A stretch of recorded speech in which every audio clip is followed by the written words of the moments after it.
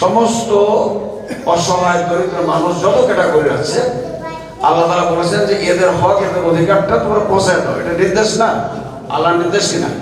এই জন্য এই কাজটা ফরজ কাজ। আমরা এই কাজগুলোকে মনে করি যে এগুলো নফল কাজ। নর্থ বেঙ্গল ইন্টারন্যাশনাল ইউনিভার্সিটিতে যোগাযোগ ও সাংবাদিকতা অধ্যয়ন বিভাগে অনার্স ও মাস্টার্স প্রোগ্রামে ভর্তি চলছে। যোগাযোগ 01-722-2808-75। এই একটা কথা, বাংলাদেশ জামাত ইসলামী তার সামর্থ্য অনুযায়ী যতটুকু সম্ভব আপনাদের ডেকে ঘরের মধ্যে ডেকে আমরা দিচ্ছি। যুব বিভাগ কাশিয়াডাঙ্গা থানা কর্তৃক আয়োজিত আজকের এই শীত বস্ত্র উপহার প্রদান প্রোগ্রামের সঙ্গে উপস্থিত মানবতার মুক্তি মিশন বাংলাদেশ জামাত ইসলামী রাজশাহী মহানগর সম্মানিত সংগ্রামী অ্যাসিস্ট্যান্ট সেক্রেটারি, আমাদের সকলের প্রিয় অভিভাবক অধ্যক্ষ মাহবুব আহসান বুলবুল ভাই, উপস্থিত কাশিয়াডাঙ্গার সম্মানিত সংগ্রামী আমির, আমাদের সকলের প্রিয় অভিভাবক আখতারুজ্জামান ফরিদ ভাই, উপস্থিত অন্যান্য মেহমানবৃন্দ, আমার সামনে অভিষ্ট আমার আত্মার আত্মীয় দিনী ভাই ও বোনেরা, সকলের প্রতি অন্তরস্থল থেকে সর্বকালের সর্বশ্রেষ্ঠ সম্ভাষণ, আসসালামু আলাইকুম ওয়া রাহমাতুল্লাহি ওয়া বারাকাতুহু। আজকে ধনী গরিব উঁচু নিচু যে পার্থক্যটা আমাদের মধ্যে এসে গেছে, এটা হচ্ছে যে শুধুমাত্র ইসলামী শাসন ব্যবস্থা কায়েম না করার কারণে, কোরআনকে আমরা সংবিধান হিসেবে গ্রহণ করতে না পারার কারণে, ইসলামকে আমাদের ইসলামের রঙে রঙিন না হওয়ার কারণে, ইসলামী ইসলামী সমাজ ব্যবস্থা কায়েম না হওয়ার কারণে আমাদের মধ্যে বহু দলে বিভক্তে আমরা বিভক্ত হয়ে গেছি। সম্মানিত উপস্থিতি, বাংলাদেশ জামাত ইসলামী যদি রাষ্ট্র ক্ষমতায় যান, রাষ্ট্র ক্ষমতায় গেলে কেবল বাংলাদেশ জামাত ইসলামী যদি ইসলামী শাসন ব্যবস্থা কায়েম করবে, কোরআনকে সংবিধান হিসেবে গ্রহণ করবে, তবেই কেবল আমাদের সমাজ থেকে, পরিবার থেকে, দেশ থেকে, রাষ্ট্র থেকে সকল প্রকার বৈষম্য দূর হওয়া সম্ভব। মানুষের তৈরি করা মতবাদ জাতীয়তাবাদ হতে পারে, ধর্মনিরপেক্ষতা মতবাদ হতে পারে, সমাজতান্ত্রিক মতবাদ হতে পারে, কার্ল মার্ক্সবাদ, লেনিনবাদ, যত প্রকার মানুষের তৈরি করা মতবাদ আছে, এইগুলো প্রতিষ্ঠিত হয়ে মানুষের মধ্যে থেকে বৈষম্য যাবে না, আরো বৈষম্য সৃষ্টি হবে। সময় উপস্থিত দেওয়ার জন্য আপনাদের আসলে পাশে থাকা দরকার। আপনারা আমাদের ভাই, আপনারা আমাদের সকলে দিন ভাই এবং বোন, দিন ভাই এবং বোনদের মধ্যে সতর্ক হচ্ছে, ফিলিস্তিনের মধ্যে ফিলিস্তিনে যদি আমাদের একজন ভাইয়ের গানের মধ্যে একটা চর দেয়, আমাদের অন্তরের মধ্যে রক্তক্ষরিত হয়। আমাদের কলিজা থেকে রক্তক্ষরিত হয়। সময় উপস্থিত, আপনারা যারা কষ্ট থেকে, আপনাদের কষ্টে আমরাও কষ্ট পাই। আমরা চাই যে আমাদের সকলের মধ্যে একটি বৈষম্যবিহীন একটি সমাজ যেন আমরা করতে পারি। ইসলাম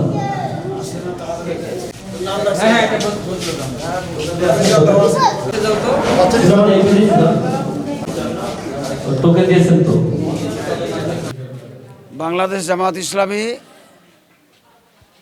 এদেশের সকল মানুষকে সাথে নিয়ে একটা ইসলামী বিপ্লব করতে চাই। আমাদের কার্যক্রমের সাথে অন্তর্ভুক্ত খুবই গুরুত্বপূর্ণ কাজ হচ্ছে সমাজসেবামূলক কার্যক্রম। বাংলাদেশ জামাত ইসলামীর সকল কর্মী অন্যান্য কার্যক্রমের সাথে, যেমন দাওয়াতি কাজ, ইসলামী সংগঠনের কাজ, ইসলাম প্রতিষ্ঠার আন্দোলন সংগ্রাম, পাশাপাশি দরিদ্র অসহায় মানুষের পাশে দাঁড়ানো, মানুষের যে নৈতিক প্রয়োজন, যে সমস্ত মানবিক প্রয়োজন, এগুলো তাদের হাতে তুলে দেওয়া, এটা আমাদের সামাজিক কাজের অন্তর্ভুক্ত। এই যে জামাত ইসলাম আমাদের পাশে, গরিব মানুষের পাশে দাঁড়িয়েছে, আলহামদুলিল্লাহ খুব ভালো লাগছে আর কি শীতবস্ত্র পেয়ে। তো এই প্রথম আমার জীবনের শীতবস্ত্র পাওয়া। এর আগে আসলে কখনো আমি পাই নাই, ঠিক আছে, মানে অতীতে পাই নাই। অতীতে তো আসলে যেটা গেছে সেটা তো আসলে বলার মতো না, এই প্রথম আর কি পেয়েছি। তো আলহামদুলিল্লাহ আমরা এটাই আশা করি যে এইভাবে যেন জামাত ইসলাম আমাদের পাশে দাঁড়াতে পারে, গরিব মানুষের পাশে দাঁড়াতে পারে, এটাই দোয়া রইল। সারা দেশে যেভাবে অসহায় মানুষের পাশে দাঁড়িয়েছে, এটা সাধারণ মানুষ অত্যন্ত আগ্রহের সাথে এই বিষয়টি অবলোকন করছে এবং দেখছে।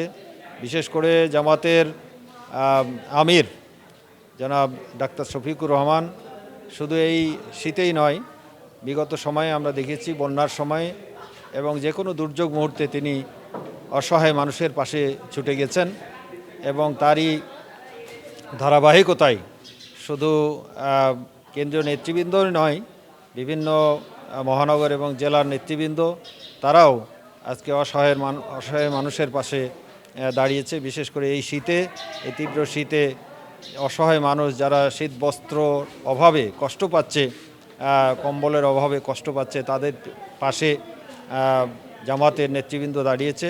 কিছুক্ষণ আগেই আমাদের জামাতের রাজশাহী মহানগরীর আমির এই এলাকায় শীতবস্ত্র বিতরণ করে গেলেন এবং রাজশাহী মহানগরীর সকল এলাকায় তিনি ছোটাছুটি করছেন।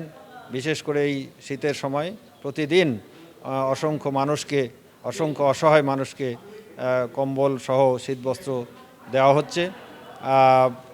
আমরা আশা করছি এই জামাতের এই তৎপরতা, জামাত দায়িত্বশীলদের এই তৎপরতা, এটা এই দেশের মানুষ অত্যন্ত ভালোভাবে দেখছেন এবং তারা পর্যবেক্ষণ করছেন।